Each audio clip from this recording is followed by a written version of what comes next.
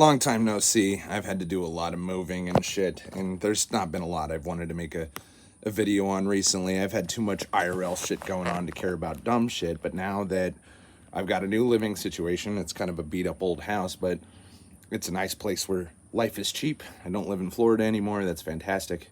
It's not a bad thing. Even though I like a lot about Florida, and one of the things I like about Florida is the lack of woke bullshit going on typically down there. There's a lot more of it in the state I live in now.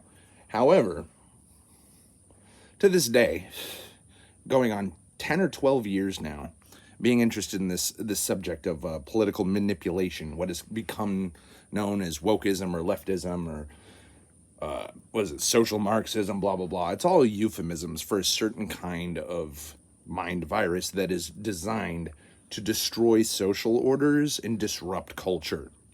That's what woke is. Now, woke has a purpose that is that, but in practice, what is it? It's identity politics. Everybody's familiar with that. We've been doing it for 10 years. So what has changed? Nothing. Except for what I am amused by in seeing 10 years on how woke versus conservative or woke versus edgy goes. And it's the same way. It's pretty much always gone, but it's gotten really trite since it's so old. It's something that kind of needs to be replaced by a different form of social manipulation.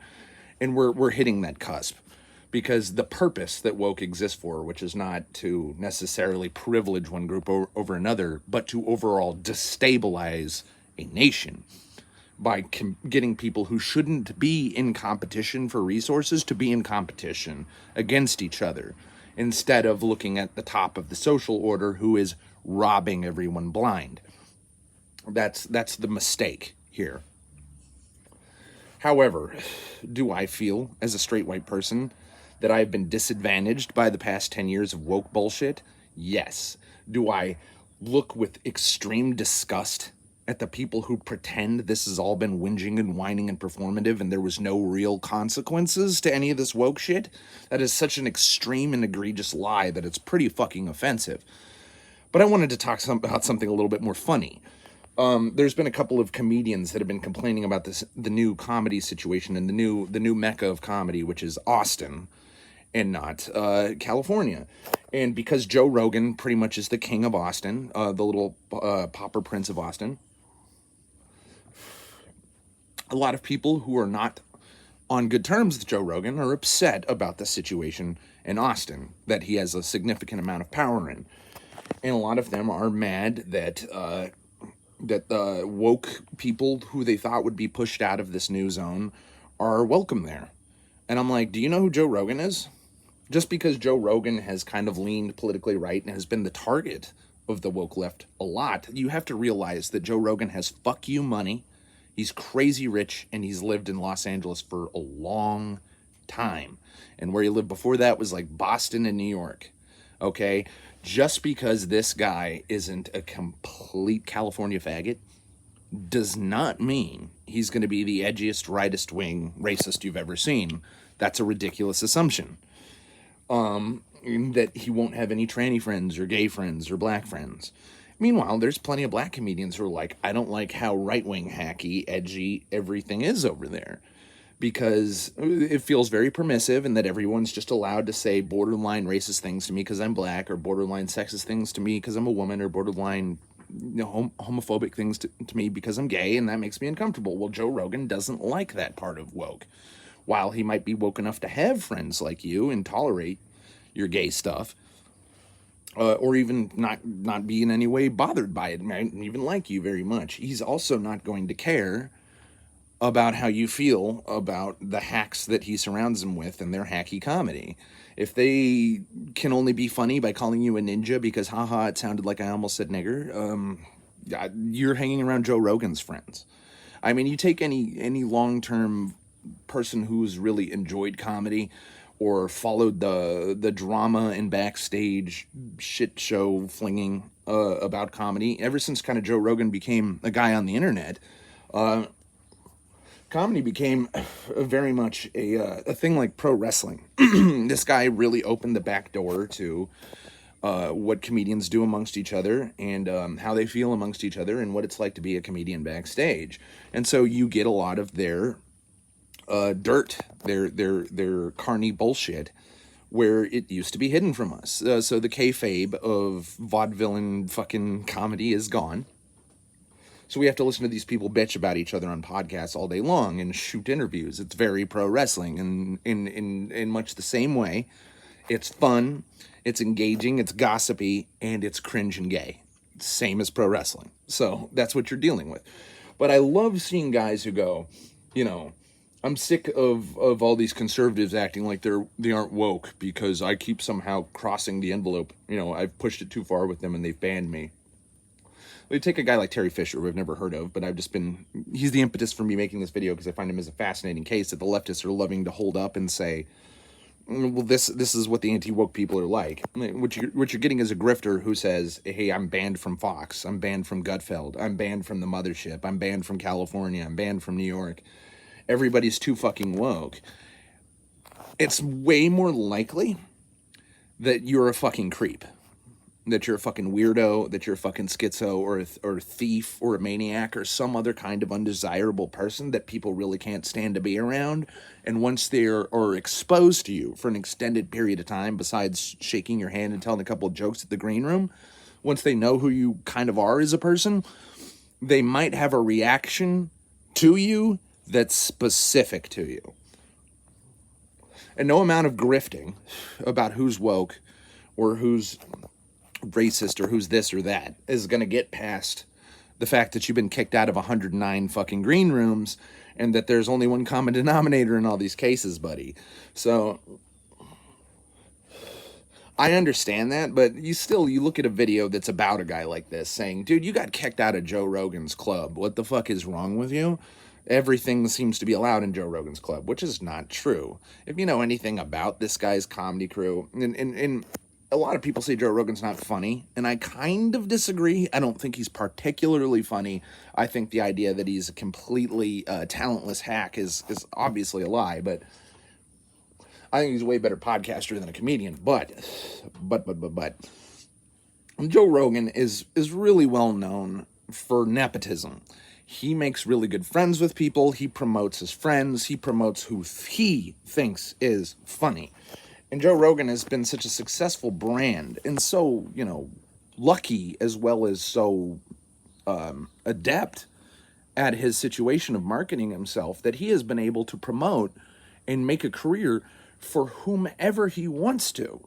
And this is why it is important to be at least on decent terms with Joe Rogan if you're going to try to perform outside of the coastal area, because he's put his flag down in Austin. But here's one more thing. It may be in Texas, but for those of you unfamiliar with Texas, Austin is the San Francisco of Texas. It is blue, okay? There's no purple, there's no, there's conservatives mixing with liberals here. It's like Boulder. It's like Portland, okay? Austin is not a redneck city. Austin's not a working class city. Austin is not a conservative, Republican, anything. So if you're such a fucking edgelord that you're not popular in Austin, that's kind of simple math. That's addition and subtraction right there. There's no long division going on here. You were not tailored to an environment that is quite permissive from both the libtard side, gay side. It's quite permissive of hack female comedian. You could be Lisa Lampanelli. You could be Joe Rogan. You could be Rich Voss. You're probably going to do fine in Austin so long as you get along. Because most of Joe Rogan's crowd that he mostly likes to promote are, in my opinion, hacks. They're not funny. I don't find Tony Hinchcliffe funny. I obviously don't find Brendan Schaub funny. But I don't like almost anybody from this West Coast podcast route. You know, I'm not a Brian Callen guy. I'm not a Chris D'Elia guy. I'm not a, you know, I don't find almost any of these people funny. I think stand-up's kind of, even though it's more popular than ever, I feel like it's been in kind of a dark ages that it was a lot funnier in 2015 when there was this kind of suppressive angle. Because now that you don't really have to be good to beat the woke limitations, the kind of restrictor plate that's on comedy, not only does it open the door for the people who can be truly funny while being very blue, it opens the door for unfunny hacks who think being just purely offensive with no other angle is comedy. And it's not. It's really not. And you can take it from me, the guy who's first in line to rush in and defend somebody, saying that everybody who lies and pretends that politics is just a matter of people whining at each other and that there's no real consequences to this game, those people offend me. But at the same time, the people who abuse the process and say I've been kicked out for harassment and I've been called a creep by every woman I've ever crossed paths with, and I have been blacklisted from many city comedy scenes. It cannot be a matter of your incompatibility with a social order, dog. You're a piece of shit. There's no other way of looking at it. I don't have to look that deep into you. I really don't. And even if that seems irresponsible or uncharitable in some way, I don't give a shit. Okay, I can look at that guy and hear what he's about for 2 seconds and then listen to him speak and just hear the kind of pathological liar speak that I'm very familiar with from people in my life come out of this guy's mouth, and I go, nope, I've written you off. I've written you off completely. And I'm not obligated, because even though it's clear which side I'm on, to defend anybody who claims my flag. Get the fuck out of here. I'm serious.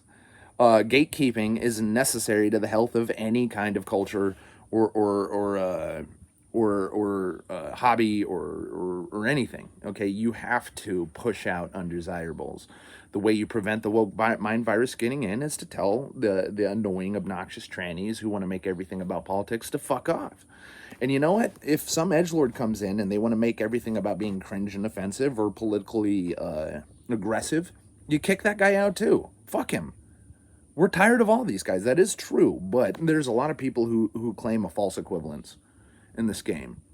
But no, the reason why you're seeing a bunch of hack grifters coming out of the woodwork to claim that their entire birthright has been stolen from them by the woke, be aware of these people, because they're just taking advantage of this situation.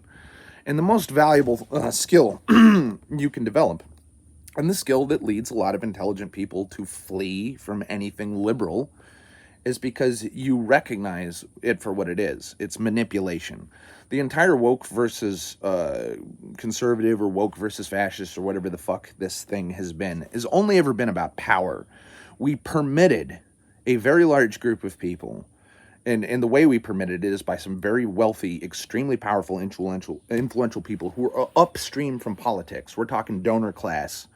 We're talking investment firms, BlackRock, Vanguard. When these people make a call and say, everybody who receives my $13 trillion of investment market cap money, and it comes with rules, and these rules involve, you got to have a lot more black man, white woman couples on TV. You got to have, everything's got to be gay and alternative lifestyle and interracial and all the commercials. The reason why all this shit happened was not natural. It was somebody trying to force the issue and use their power to control culture. And once that power has waned and the money started filtering out of the system, this pressure has left, okay? And what we're seeing now is people scrambling to fit a more organic social order now that the outside pressure to go one way has left. Now, with the woke pressure comes a lot of insincere people who recognize woke culture for what it is, which is a means of abusing the system, of accruing undue influence, and to dominate and assault others. It is a weapon, okay? And it was able to be used freely by certain groups of people because they were permitted to by the power structure that they ironically were claiming to be dismantling. It's hilarious. It's all bullshit, okay? It is bullshit, but it's not bullshit that doesn't exist. It's bullshit that is lied about, the way it works, the purpose of it, and the consequences of it, okay? All of it, and people will gaslight you and say it was all just a funny joke, that it was all just a public insanity, and that lives were not destroyed over this shit for 15 years. Okay, that's a lie, and people will try to tell you this was all nothing. That's a lie. However, there are people who are going to abuse the lack of the influence that was there for 10 years. There are people who run around and will say, "Where's my crown? It was kept from me by the woke. I want it." Fuck those people, okay? Because those people are trying to do the same thing that made the woke people objectively ontologically evil, which was to take an obviously evil system that's entire purpose and function was to harm people, to disrupt the social order, to destroy society, to create wealth inequality. That is one of the main functions of it. Everything over the past 5 years has been done to destroy the middle class. The middle class is no more than 8% of the U.S. population anymore. It used to be 40%. You're either broke or rich, and the in-between is gone. There's a reason why I live in a really old house in a state that ain't fucking Florida now. And it has to do with money. One of the fucking consequences of all this cringe shit, which was what do liberal politicians do to try to do their liberal shit once you vote them into office? They raise taxes and spend your money on stupid bullshit. And then everyone wonders why the economy is fucked and everything's broke. It's because you voted left. That's it. It is that simple. That is one consequence you are guaranteed every time you vote for these people. You might get some kind of social change that you were looking for. You will fuck the economy to get it. Okay, that is a necessary consequence. Okay, but nobody talks about politics like that anymore. About what you're trading off. I am aware of all the unappealing parts of voting Republican, and I know what I'm going to get. Okay, I'm going to get wars, I'm going to get, if anything good happens to me, it's going to come from relieving pressure on the top of the ladder first and expecting Reaganomics to trickle that down to me, which happens most of the time in a vacuum with no other considerations going on. There could be all sorts of other economic pressures and market pressures that cause that money to stay right where the Republicans let off the pressure and not come down. And then, obviously, the Republicans look like dog shit for doing that. Okay? It's more complicated than just relieving pressure on the rich. And it's more complicated than just relieving pressure on the most poor. But that's the only things you're ever going to be sold politically, economically. But another function of the whole woke culture thing is it's so much simpler and doesn't involve any math, and you can get a bunch more people angry about that without anybody looking at the math, which is, where does the fucking money go? What are the real world consequences of this? And so far, it's not been great. It wasn't good for the last 2 years of Trump. It's not been good for the first year of Trump. And it was terrible for all of the years of Biden and terrible for all of Obama's second term. You're not getting anybody who's doing anything smart with the money, not even the big businessman. So is politics really the answer to anything? I think a lot of people are actually tired of politics. And they're looking forward to getting back into a more normal life, and nobody's more excited than that than comedians who need less rules so they can find more spaces to be funny. But a lot of people who are just as tired of listening to Amy Schumer's talk about her vagina are sick of watching ugly hack hipster losers who are like, look like they walked right out of the Seattle scene, but will talk to you like the lowest form of mutant on 4chan, and then expect to get paid for it. That's the definition of a fucking hack that needs to get the fuck out. That's a person treating comedy like a scam. Like all you gotta do is walk in, rub the right shoulder, and then say nigger, and then walk out with a paycheck. That's not anybody I want around either. Fuck that guy. You all don't want that guy.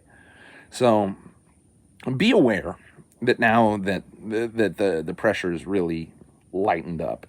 And I one of the recent few videos that I've or topics that I've made videos on. Wow, my beard is getting really gray. You can really see it in this camera. is the anti-trans thing, because where the Charlie Kirk thing, and I know I didn't make a video on that, and that's wild. Where the Charlie Kirk thing is exactly what I was warning about, which is now that the tip of the spear of the money kind of leaving the system, the pressure from the top to talk about things a certain way, and because the permission from the top and the lack of permission from the top is where all the pressure was. The consequences was you lose your job, you lose your career, you lose your friends and family for going against the social order. Well, now there's no such pressure, and the power is back in the public to actually cancel people, where it should be, and where people pretended it was, and it was not for 10 years. The public didn't cancel anybody. The moneyed interests canceled people. Well, now the consequences of the moneyed interests pissing tens of billions on destroying American culture, on destroying everything from tabletop games to movies to video games to books to publishing to the comedy scene to film and television. They ruined it all, and they wasted a lot of money doing it because this never was an organic process. There was never a market for it, and it never sold. These people were so wealthy that they were able to piss significant fractions of their $100 billion fortunes to try to change the way the world thinks and feels and lives. And they ran out of money, and they've let up the gas. They have not eliminated the pressure, but they have significantly reduced it. And people are starting to find out that they can talk without getting destroyed just a little bit. And that's why you're going to see a bunch of hacks climbing out of the woodwork trying to take advantage of the situation. And you're going to see a lot of liberals screaming and whining and saying, oh, the pressure wasn't really real, or the pressure was worth it because look at what we were suppressing. And there's going to be a lot of that fucking cringe angling going on. But it might finally actually be good news that while the pressure is off culturally, the pressure is going to be on geopolitically. Typically, what the consensus is among the people really kind of trying to keep an eye on those actual people who matter. The consensus is that the reason why the woke pressure is up is because military recruitment is down, support of Israel is down, support of American armed forces is down, support of global aid is down, support of NATO shit against Russia and Ukraine and all that is way down. So how do you get these people back? Well, you start having a Marine sword fighting a demon to the sound of Godsmack's Awake album back on the commercials. We need more Navy SEALs that are white in the size of a fucking NFL lineman jumping out of a helicopter to go kick the shit out of brown people to the tune of Metallica or something. You need to get the gay shit off the military recruitment because military recruitment is down 89% for the past 2 years. The armed forces are emptied out and it's full of fat trannies, okay? And they got Iran. They need to go kill Iran, and they need warm bodies to do it. And they really want competent white Christian warm bodies to go do that. So they're gonna try to stop humiliating you for a couple of years in the interest that you might go die in another desert for Israel. And the comedy might get a little bit better in the meantime. But that's what's going on at the big top of things. But this video is really mostly about what's going on at the bottom, gossipy, goofy, nonsense, e-celebrity part of things. Which is you're going to see a lot of people saying my crown was denied from me for 10 years because I wasn't allowed to say nigger on stage. Reject those people. They're not worth your time any more than the people who were screaming about everything on stage for a while. It's actually ultimately a good thing for comedy that we're going through this phase where the door is open to everybody, and the hacks will be filtered. Not as much as they should be, though, but because the whole political thing did really kill comedy for 10 years, the camps that have formed in comedy were supposedly drawn along political lines, but the camps are drawn along the lines of the wealthy coattails that everybody gets to skateboard on. Okay? And you're going to see a lot of people fighting over Joe Rogan's coattails because they are very wealthy, very successful, and very permissive coattails. You got to be a real piece of shit to get kicked off his coattails. But people will swear to you that he's really knee-jerky and scared of people. But even if he abuses his power on people, it typically has not affected people who it was any great loss to the comedy scene or a great loss to Rogan himself that he misidentified some guy as some sort of infiltrator and kicked him out of his comedy club because he was described as a journalist. I believe that story, and I still don't care. That wasn't the guy I was initially talking about. That was some other hack, right? But he was a guy who described the situation of him getting kicked out of the club as he got into the private green room as a friend of Rogan's, and Rogan didn't know the guy, and somebody described the guy as a potential threat to Rogan's zone, and Rogan's zone is very paranoid. He doesn't let anybody have phones in his club because he's sick of people recording shit and posting it on Instagram and starting to start shit all the time. That makes perfect sense. But if his paranoia does lead to him having an insular friend group of cringe, hack, fucking loser jocks and creepy Jews who tell really creepy jokes like Art, what's his name? Not Art Geller, what's his name? Art something. You know who I'm talking about, that guy who's always drugging people and shit. Joe Rogan's famous for hanging around fucking shitheels like Brian Callen and Brendan Schaub. His friend group aren't good people. It's arguable that Joe Rogan probably isn't that good of people. He's probably not that bad of people either. But 25 minutes is long enough. I just wanted to kind of put a more sober and realistic and honest view about what's probably going on there.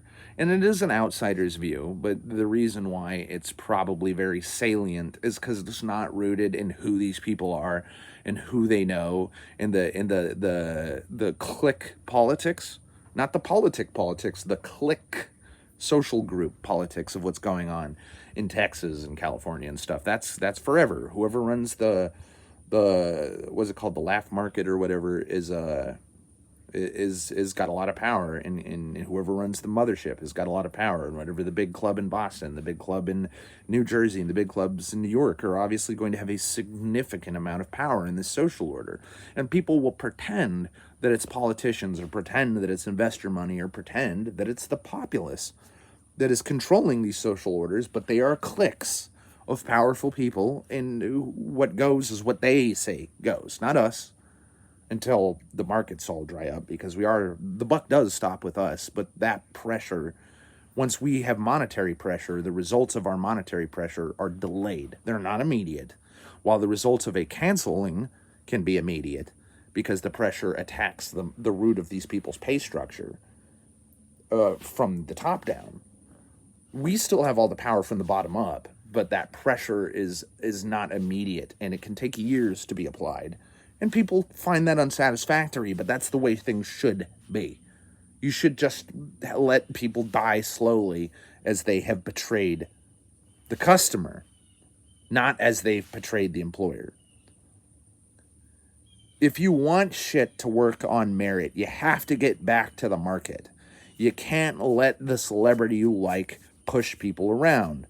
The time of the Machiavellian prince of comedy, and indeed show business, needs to die, okay?